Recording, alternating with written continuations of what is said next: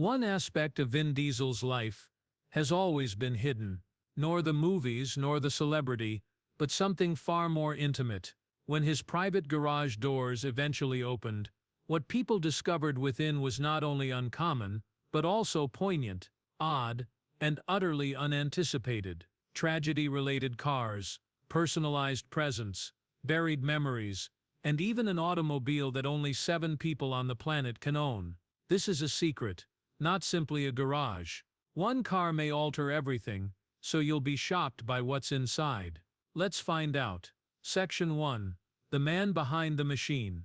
Although you may have witnessed Vin Diesel driving a muscle car off a cliff or racing through a building, he is not who you believe he is.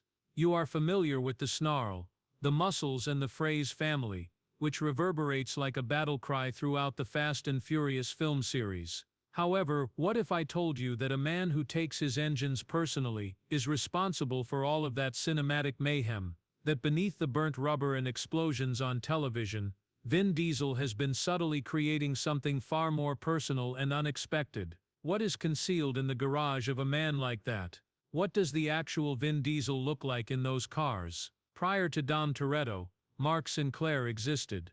Vin Diesel was born in Alameda County and grew up in a working-class family in New York City. Instead of million-dollar automobiles, he grew up surrounded by artists and outcasts. His first employment was as a bouncer at a bar, not as an actor. Only when he raised the funds on his own and shot his first short on a tight budget did he get his first chance at directing.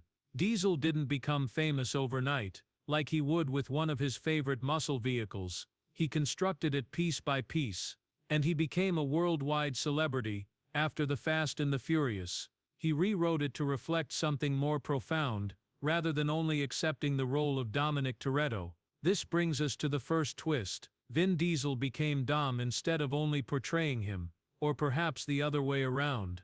Diesel has acknowledged in interviews that he shaped the character's trajectory from the beginning by demanding greater emotional nuance, more intimate connections, and above all more automobiles that had significance.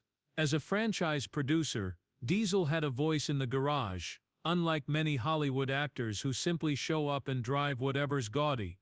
The 1970 Dodge Charger was not chosen due to its attractive appearance. It was chosen because of its soul. Diesel discusses cars in this way, not in terms of numbers, but in terms of emotions. This is the blending of character and man's identities. That explains why his garage in real life appears to be a scene cut out of the films. It's more than just a group of fake automobiles, though. It's not a chilly showroom belonging to a billionaire. Diesel vehicles are characterized by their grease, fingerprints, and significance. Each car has a story to tell, but there won't be a plaque next to it. The Supra, Charger and Chevelle are not awards. They serve as markers for significant events in his life and career. What most people don't realize is that Vin Diesel's passion for automobiles wasn't sparked by Fast and Furious. It was there already.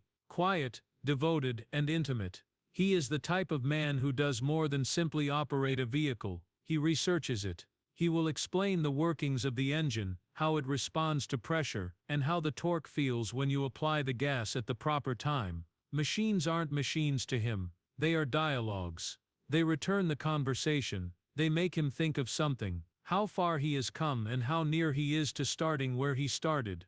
The most intriguing thing, and something no one anticipated, is how the garage has gradually accumulated vehicles unrelated to the movies. A few appeared on the screen. The restored Dodge Charger Tantrum, the 1970 Chevelle SS, and the Lykan Hypersport from Furious 7.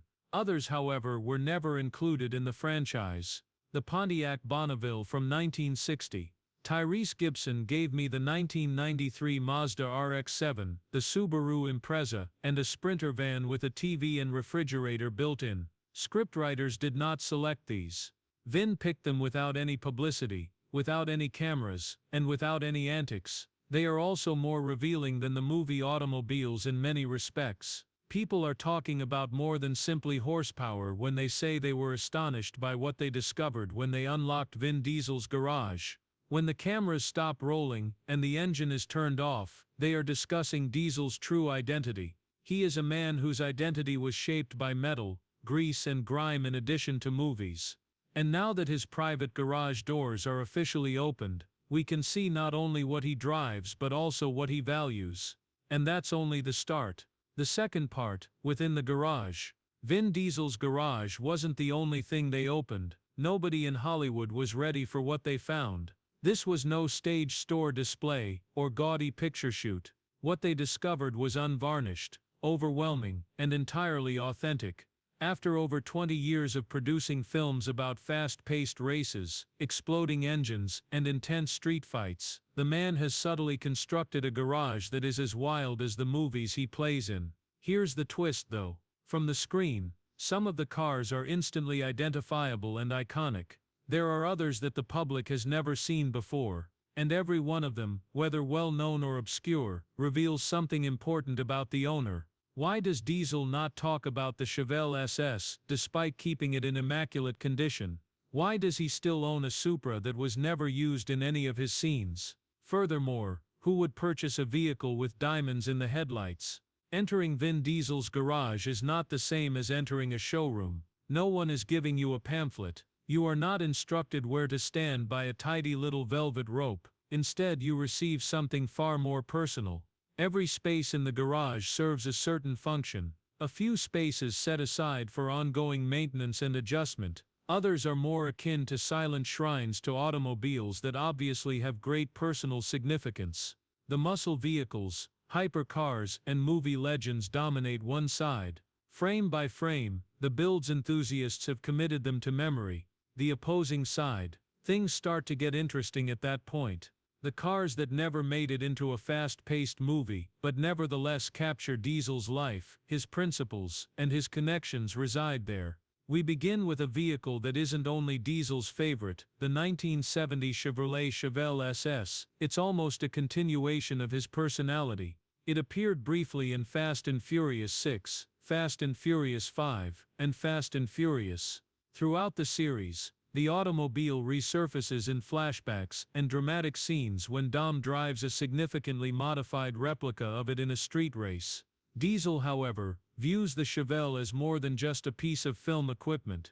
He once made a joke in an interview about taking one off the set, which he claimed was a benefit of being both the producer and the main actor. He stated it with a needy smile. He was clearly not kidding though. There aren't many gaudy decals or computer-generated effects on the one he actually owns. It is simple, uncluttered, and unadulterated.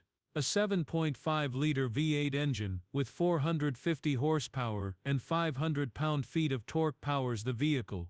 With that amount of torque, the vehicle can pull a lot, especially at slower speeds, which makes it ideal for rapid acceleration. And it's evident. In less than 5 seconds, this device can go from 0 to 60.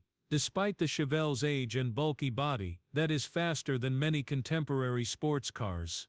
Diesel's real-world equivalent is kept in top condition, and it was one of the fastest accelerating muscle cars ever produced in its day. The Chevelle isn't ostentatious though. The point is that, like the guy who owns it, it is strong, grounded, and almost doggedly traditional. It speaks volumes that Diesel loves it. It's hardly the rarest or most costly item in the garage, but it has heart. And it is more important to Diesel than the ability to boast. The 1994 Toyota Supra comes next. The car that Brian, Paul Walker, takes to Dom's garage as a sort of peace gift is all that the ordinary viewer sees in the first movie. The Supra, however, has a very different meaning for Diesel. It isn't a perfect duplicate of the vehicle in the film. It lacks the same racing modifications and the vivid orange paint job. It's actually quite subtle, almost on purpose. Why? Diesel does not maintain it as a focal point. It remains a memory for him. Paul Walker was the owner of the Supra, indeed both in the real world and in the universe of Fast and Furious. Walker adored that model. The 3-liter inline-6 engine with dual turbochargers that he was driving in the film produced 321 horsepower and 315 pound-feet of torque. Considering the Supra's bulkier structure, that was amazing for its day. It transformed from a junkyard trash into a monster for street racing in the movie. It became a symbol off-screen. The Supra became an homage following the untimely death of Paul Walker in 2013. For a car that initially sold for about $40,000, one of the originals featured in the movie brought almost $500,000 at auction. Diesel's version, however, is unlikely to sell for that much at auction. The point is that it's not worth the price to him, because it makes him think of his friend and explains why Fast and Furious isn't simply about action sequences. He retains it. Connection is key. The Lykan Hypersport is the next topic of discussion. The priciest vehicle in the whole collection. There were only ever 7 produced. Diesel has one. Take a moment to consider that. The number of Fast and Furious films is greater than the number of hypersports that exist. The price of this car is $3.8 million. It's not a typo. It is the 3rd most costly production vehicle ever made, and with good cause. A 3.7-liter twin-turbo flat-6 engine powers the vehicle, able to produce 708 pound-feet of torque and 780 horsepower. It can reach a high speed of 245 miles per hour and accelerates from 0 to 60 miles per hour in 2.8 seconds. That's performance comparable to race vehicles in Formula One. However, speed isn't the most crazy aspect of it. There are jewels lining the headlights. Gold stitching is used on the seats. Depending on the owner's tastes, the interior materials can be altered to incorporate rubies, sapphires, or even platinum. To put it another way, it's more of a concept piece than a car, the realization of a billionaire's fever dream. Diesel's version is personalized, just like everything else in his workshop, although he has never disclosed to the public the type of diamonds he selected. Perhaps he felt it was too decadent to discuss. Perhaps he had something he wanted to hide. This is what we do know. One of the most bizarre situations in Furious 7 was when Dom and Brian drove a Lykan Hypersport from one skyscraper in Abu Dhabi to another, and then to another. Naturally, that vehicle was a stunt replica, constructed from less expensive components, but Diesel is the owner of the original. Additionally, he won't be flung from a 20-story window like in the film. Nevertheless, one car stands out amid all of these unique machines because of how subtly it attracts attention. The Daytona 1969 Dodge Charger. There were only ever 503 of these vehicles produced. Diesel's version has been meticulously restored. Furthermore, it's one of the few vehicles in his garage that genuinely becomes more exquisite with closer inspection. The Daytona was no ordinary vehicle. From the factory, it was prepared for NASCAR. When it first came out, it broke speed records thanks to its enormous rear wing, pointed aerodynamic nose, and design. The wing had a purpose beyond appearances. It was a breakthrough in engineering. It prevented rear-end lift and steadied the vehicle at high speeds, enabling it to hug the track at speeds exceeding 200 miles per hour. Indeed, it might reach that figure. There was no magic in the film. It was physics and math and unadulterated American engineering. Something is clear from the fact that Diesel has one and that it isn't seen in the movies very often. It lets you know that not all of the vehicles in his collection are visible. Some are there because he respects what they were designed to do, understands their significance to automotive history, and values the science underlying them. All of these vehicles, regardless of their value, from $500,000 to several $1,000,000, have uses that are not typically associated with them. Resale value and rarity are crucial factors for the majority of collectors. It's about identification for Diesel. It has to do with memory. It has to do with feeling. He sees Paul in some autos. He is reminded of his progress by others. Some still make him think of the machines that typified a time when driving was all about feeling the road, avoiding screen time. Therefore, visitors are looking at more than just steel and leather when they first get a chance to gaze inside this garage. They are examining a type of autobiography that is written using engines, frames, and horsepower rather than words. The price tags don't cause the shock. It stems from the collection's intentionality and the fact that every car has a purpose, a place, and a meaning. It's not a museum. No showroom here. It's a workshop.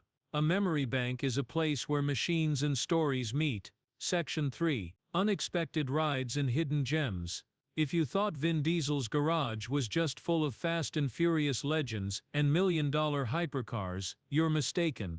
Beneath the roaring V8 set and movie muscle, there is a whole other collection. Stranger, quieter, and sometimes surprisingly useful. These are the vehicles that were never shown on film. The ones you don't see speeding down CGI-enhanced highways or parked under spotlights. However, they reveal a side of Diesel that is rarely seen by fans. When an action star isn't filming, what kind of vehicle does he actually drive? When life is more important than speed, what kind of machine does a man like Diesel choose? First, let's talk about a monster. The Pontiac Bonneville, from 1960. You don't race cars like this. It's the type of vehicle you drive. The Bonneville, a massive feat of American engineering, from an era when bigger is better, wasn't a marketing phrase, is nearly 20 feet long from bumper to bumper. It was a principle of design. This is not a fragile item for collectors. It has huge chrome embellishments and large fenders, giving it the appearance of a mobile tank, and enough seats for half of the Fast and Furious cast. With electric windows, an automatic transmission, and a high-compression V8 engine, it was regarded as one of the most opulent full-size sedans in the US when it was first introduced. The Bonneville, a vehicle for those who wished to cruise in elegance without compromising performance, was a representation of comfort and status in its day. It is a forgotten beast today. The majority of those under 40 had never heard of it at all. Vin Diesel, however, has one. Why? Because presence is more important than relevancy. Few contemporary vehicles can match the authority of the Bonneville. It merely exists, like a sculpture with an engine. It doesn't have to move quickly. Diesel's version is restored, although it's not very well done. You can still see the worn lines. The interior is comfortable despite its age. It's the type of vehicle you sit in to reminisce about the feel of cars in the past. Deliberate, heavy, and unrepentantly expansive. Just weight, steel and chrome. No touch screens or Bluetooth. The vehicle is requesting that you reduce your speed, and that's precisely the purpose for someone like Diesel, who works in a fast-paced sector. The 1970 Plymouth Barracuda comes next. Neither the Charger nor the Chevelle receive quite as much attention as this one. But the Cuda is a symbol for fans of muscle cars.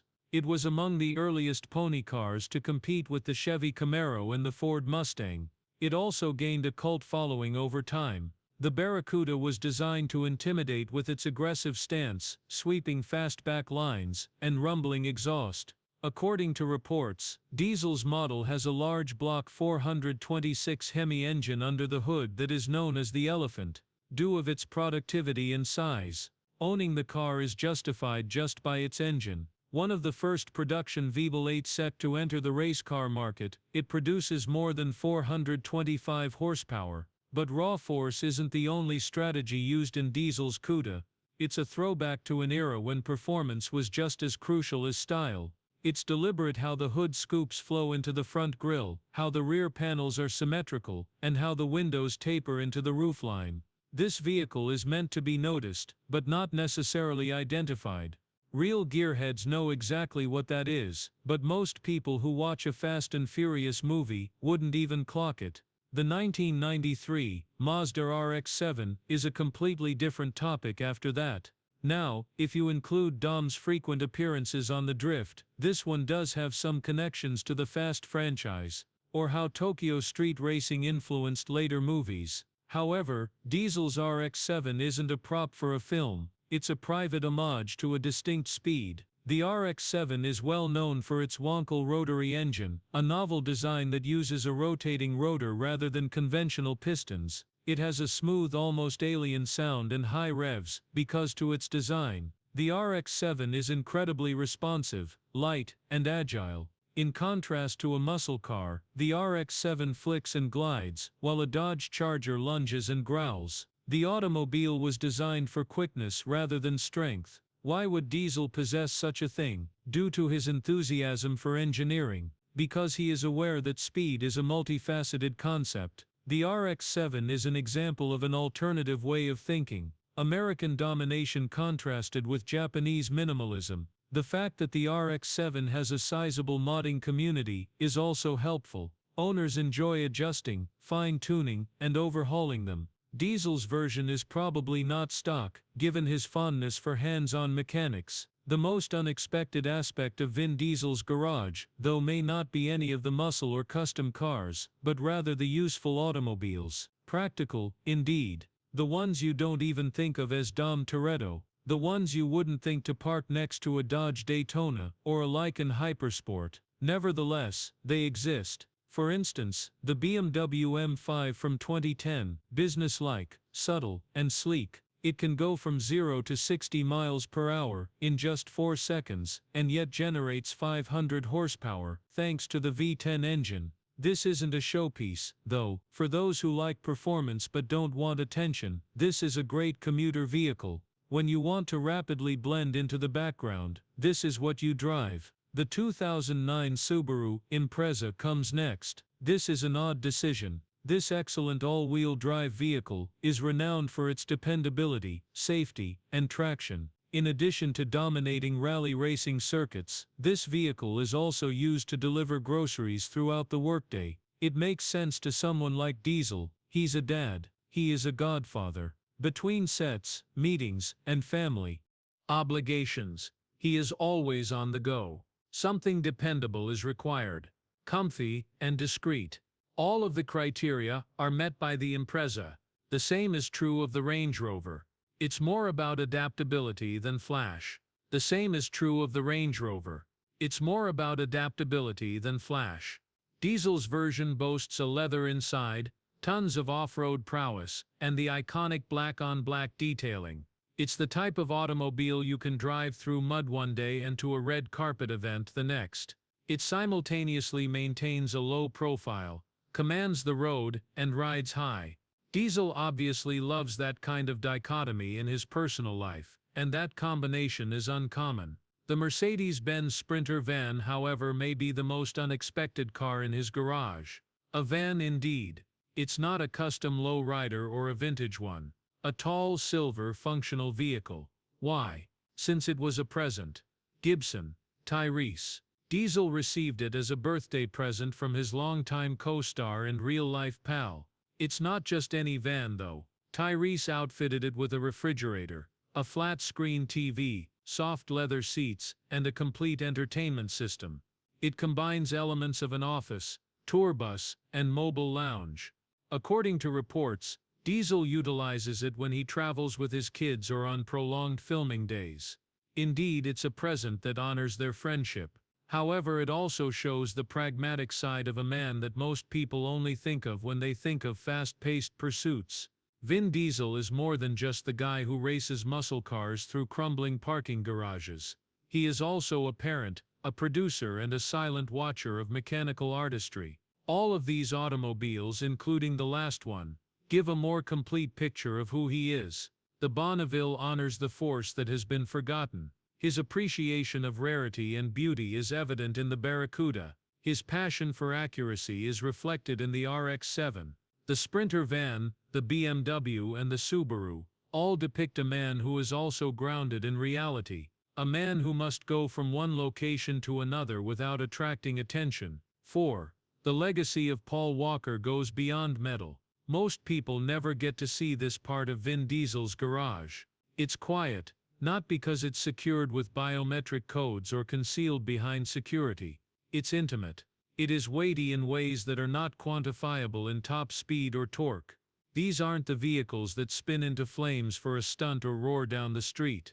These are the weight-bearing ones that remain motionless, because they belong to someone who is no longer here, not just Diesel.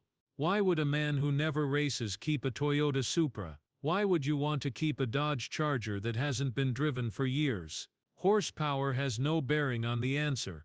It is entirely related to Paul Walker. Paul Walker's death in November 2013 was not solely a loss for the Fast and Furious franchise or Hollywood. It was far more personal for Vin Diesel. Walker was family, not just a co-star. By then the two had collaborated for more than 10 years. Their real-life friendship, which grew in between takes, served as the foundation for their on-screen connection as Dom and Brian, through lengthy discussions, laughs, and respect for one another.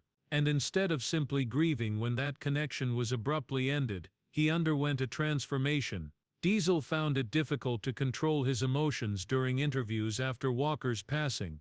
Even though he doesn't usually open up, this time was different. He truly meant it when he referred to Walker as his brother. Diesel acknowledged that he occasionally left the set of Furious 7 to cry. Since the cars weren't merely props, he described seeing Walker's presence everywhere, particularly in them. They belong to the same world. The 1994 Toyota Supra is the most well-known of these.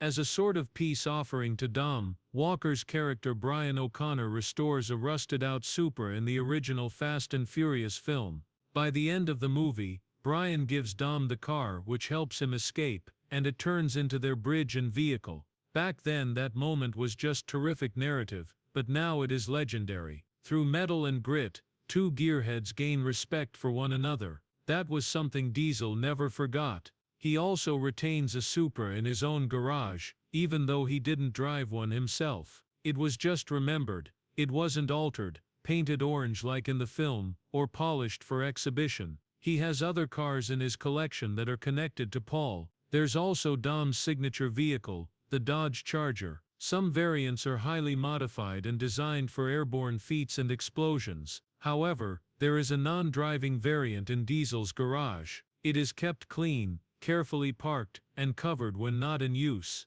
Because Diesel and Walker shared a heritage with that Charger, it wasn't simply Dom's. The automobiles were never the main focus of the movies. They dealt with the auto's symbolic meaning, sacrifice, fraternity, and loyalty. And that concept extends much beyond the automobiles. Hall's daughter Meadow Walker has Diesel as her godfather. He was serious about the role. He actually views her as a member of his own family. Diesel was the one who escorted her down the aisle on her wedding day. Nor for show, nor for publicity, but because family does that. Additionally, his youngest daughter was called Pauline in additional remembrance of Paul. Not as a middle name, not in casual conversation. Every day her name serves as a reminder of the person who transformed his life. Diesel established a number of personal customs in the years after Walker's passing as a means of commemorating, paying tribute to, and maintaining Paul's presence. He frequently goes to the garage by himself, particularly before to the start of new Fast and Furious productions. He inspects the vehicles, runs his hands over the Charger's hood to ensure the Supra is clean. He has stated that he converses with Paul during those silent times. It doesn't matter if you think that's true or not. The important thing is that for Diesel, the discussions are the automobiles. The Fast and Furious movies themselves were used as tributes. The franchise might have taken a different turn after Paul's passing. Commercial pivots, new stars and more explosions. Diesel, however, was determined to preserve Brian's memory. There isn't a chase or an accident at the end of Furious 7. On a sunny road, it concludes with Dom's and Brian's cars breaking apart. The camera stays in place. There's only a drive, no words. And Diesel contributed to the writing and finalization of that sequence, which went beyond a simple cinematic farewell. It was authentic. It was intimate. Maintaining a Supra in the garage isn't enough. The goal is to capture the emotion of that last drive. The feeling that something was important, that there was a person. According to Diesel, Paul has appeared in every movie since Furious 7, whether fans are aware of it. It can occasionally be the name of a character.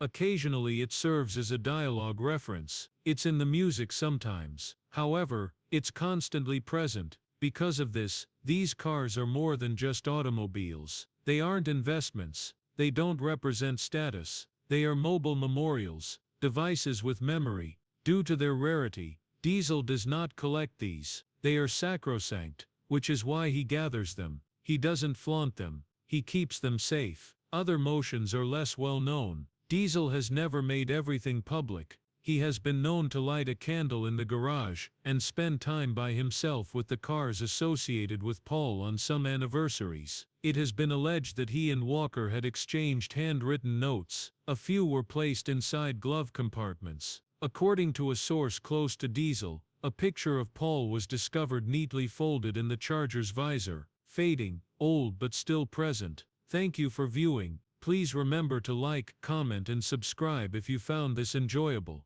For more thrilling content, click the next video.